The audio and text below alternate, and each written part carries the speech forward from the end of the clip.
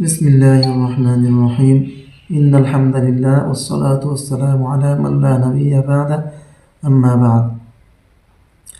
সম্মানিত দর্শকবৃন্দ, আজকের আমাদের আলোচনার বিষয়বস্তু হচ্ছে কোন কোন কারণে রোজা ভেঙে ফেললে, রমজানের রোজা ভেঙে ফেললে কোন কোন কারণে কাজা এবং কাফারা উভয়টি আদায় করতে হবে। কাজা এবং কাফারা উভয়টি আদায় করা ওয়াজিব হয়ে থাকে। সম্মানিত দর্শকবৃন্দ,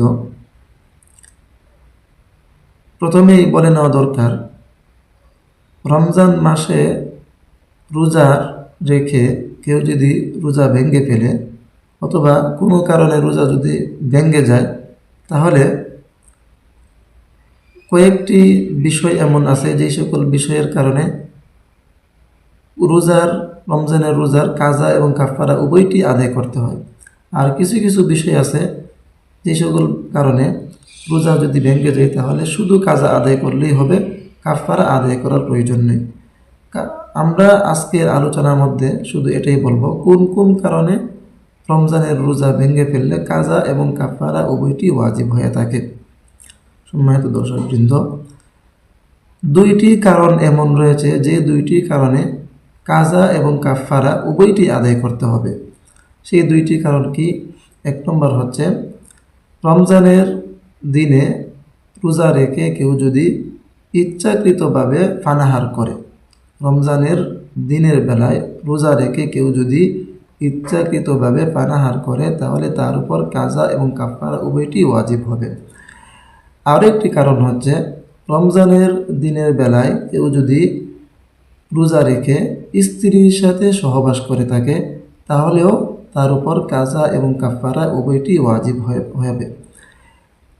এক দীর্ঘ হাদিসের মধ্যে, বুখারী শরীফের এক দীর্ঘ হাদিসের মধ্যে এসেছে, এক ব্যক্তি রাসূল সাল্লাল্লাহু আলাইহি ওয়াসাল্লামের কাছে এসে বলল, হে আল্লাহর রাসূল, আমি তো রমজানের দিনের বেলায় রোজা রেখে স্ত্রী সহবাস করে ফেলেছি, এখন আমার কি হবে?